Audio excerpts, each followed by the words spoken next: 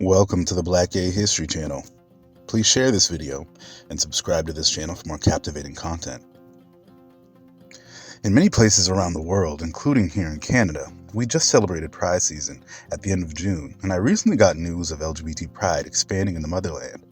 Several organizations planned the first Pan-African Pride event during Pride weekend from June 28th through the 30th. According to the amazing website, Erasing 76 Crimes, a coalition of African LGBTQ+ rights groups has announced plans for a continent-wide celebration of Pride. I almost forgot that the reason this Pride date is so significant is because this is the date of the Stonewall riots in 1969, when the world collectively saw a group of LGBT people in New York defend themselves and their neighborhood against oppression and police brutality. In 1969, there were gay bars in many major metropolitan cities in America, but they were the subject of random attacks and harassment from police. And on June 28th, the LGBTQ people at the Stonewall Bar fought back, took over the entire block, rioted and protested the ill treatment from the police for several days. This moment became a revolutionary moment in New York that inspired many gay people in New York to become more political and create real legal change in their community, and has helped inspire LGBT people to stand up for their own rights all around the world. Though it's been over 50 years since Stonewall, there are many places in the world, especially on the African continent, that still criminalize LGBT people.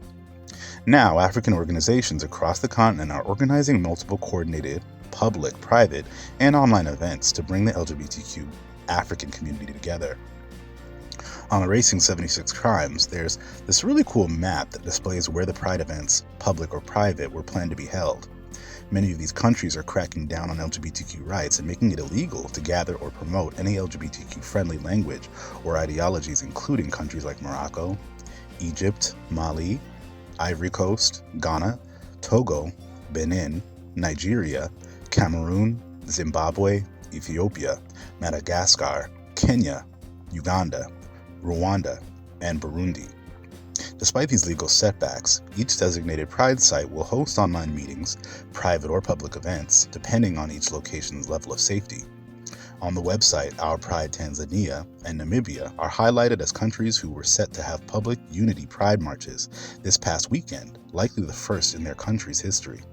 Visibility is so important, because if we can't be visibly gay, wave a flag, or hold our partner's hands in public, then we are expected to hide.